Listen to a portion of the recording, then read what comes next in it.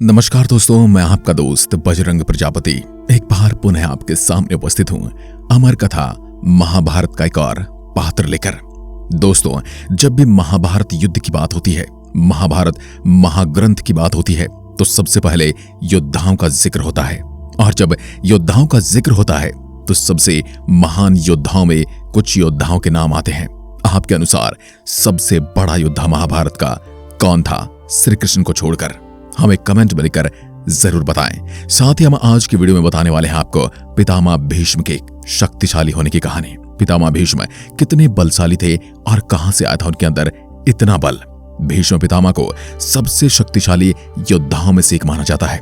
इतना ही नहीं, उन्हें हराना भी असंभव था। तभी तो महाभारत युद्ध में पांडवों को उन्हें रास्ते से हटाने के लिए शिखंडी को आगे खड़ा करना पड़ा था।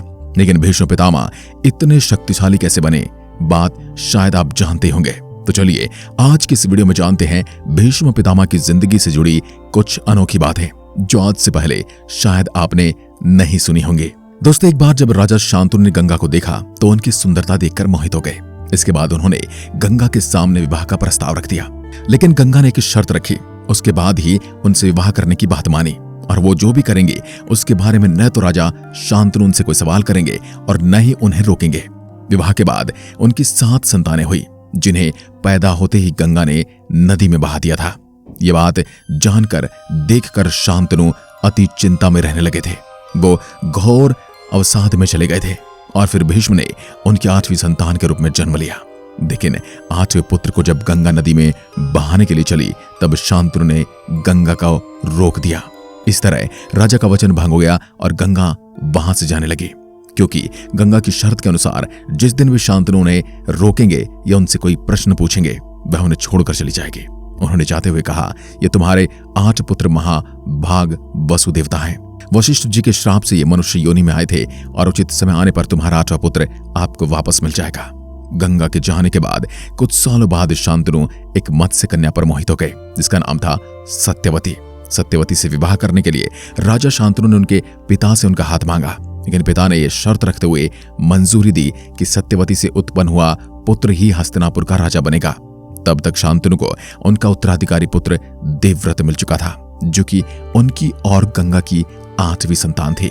पिता के विवाह की शर्त सुनकर देवव्रत ने आजीवन अविवाहित रहने की भीष्म प्रतिज्ञा कर ली, जिसके बाद ही उन्हें भीष्म कहा गया।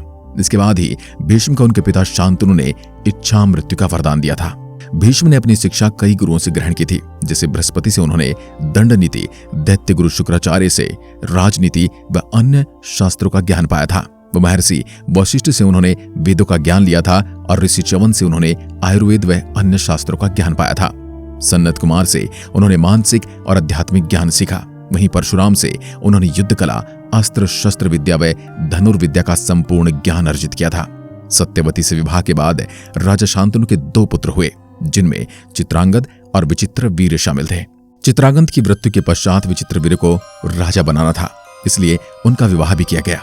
तभी भीष्म पितामह को पता चला कि काशी नरेश अपनी 3 कन्याओं के लिए स्वयंवर करवा रहे हैं। इसके बाद भीष्म स्वयंवर में पहुंचे, जहां उनके सामने हथियार उठाने की किसी भी राजा की हिम्मत नहीं थी। और भीष्म ने तीनों कन्याओं को जीतकर उन्हें अपने साथ ले चले।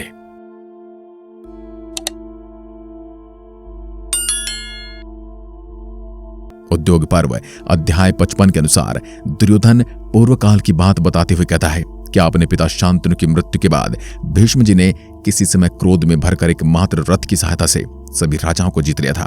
रोष में भरे हुए भीष्म ने उस समय बहुत से राजाओं को मार डाला था। ये वृतांत हमें यह बताता है कि युवा अवस्था में भीष्म अजय थे। उन्होंने चक्रवर्ती राजा उग्रयुग को भी अपने अस्त्रों से हरा दिया था। जब सत्यवती के आखिरी पुत्र विचित्रवीर्य की भी मृत्यु हो गई, तब सत्यवती ने भीष्म को उनके दोनों कुलवधुओं से विवाह करके पुत्र उत्पन्न करने की बात कही थी। लेकिन भीष्म ने अपनी प्रतिज्ञा तोड़ने से मना कर दिया था। इसके बाद सत्यवती ने अपने पुत्र व्यास जी को याद किया और तब जाकर विचित्रवीर्य की पत्नियों के गर्भ में पांडु और धृतराष्ट्र पैदा हुए थे। महाभारत के उद्योग पर्व अध्याय 188 के अनुसार पांचाल नरेश द्रुपद ने भीष्म पितामह से बदला लेने के लिए भगवान शंकर की तपस्या की थी। उनकी घोर तपस्या से प्रसन्न होकर भगवान शिव ने उन्हें वरदान मांगने को कहा था। तब द्रुपद ने कहा था कि भीष्म से बदला लेना चाहते हैं, इसलिए उन्हें केवल पुत्र ही प्राप्त हो।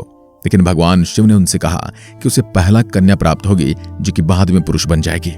इसके बाद द्रुपद के यहाँ कन्या ने जन्म लिया जो कि बाद में पुरुष बनी और शिखंडी के नाम से प्रसिद्ध हुई।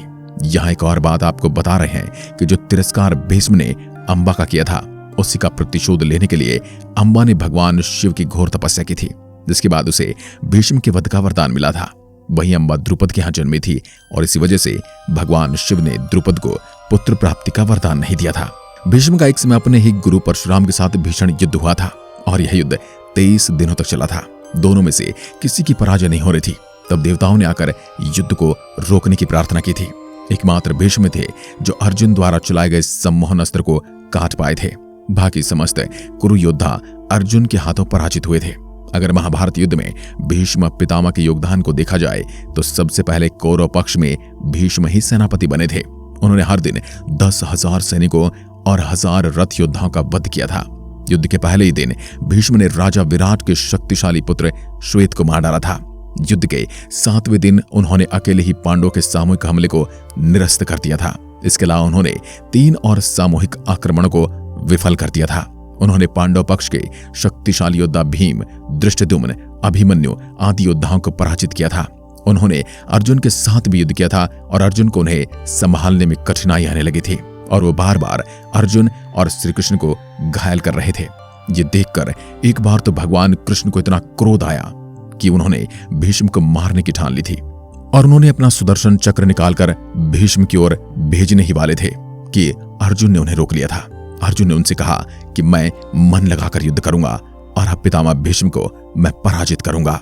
तब जाकर श्री कृष्ण रुके थे। अब जरा सोचिए भीष्म ने उस दिन कैसा पराक्रम दिखाया होगा कि स्वयं भगवान कृष्ण को भी अपना प्रण तोड़ना पड़ गया था। दोस्तों, ये बात तो सच है कि जब तक भीष्म कौरव के सेनापति थे तब तक पांडव किसी भी कौरव योद्धा का वध नहीं कर पाए थे। भीष्म ने खुद ही अपनी मृत्यु का रहस्य पांडव को कहा था, जिसके बाद शिखंडी को साथ लेकर अर्जुन ने भीष्म पितामह से अंतिम युद्ध किया था। इस युद्ध में शिखंडी को सामने खड़ा देखकर भीष्म पितामह ने अपने शस्त्र रोक लिए थे, जिसके बाद अर्जुन ने एक के बाद एक उनके शरीर को बाणों से भर दिया था। कुरुक्षेत्र युद्ध के 40 दिन बाद उत्तरायण के पहले दिन उन्होंने अपने प्राण त्यागे थे। आज की वीडियो में बस इतना ही। यदि आप भी कोई अलग से जानकारी जानते हैं पितामह भीष्म के बारे में तो कमेंट में लिखकर बता सकते हैं। धन्यवाद। जय हिंद, जय भारत।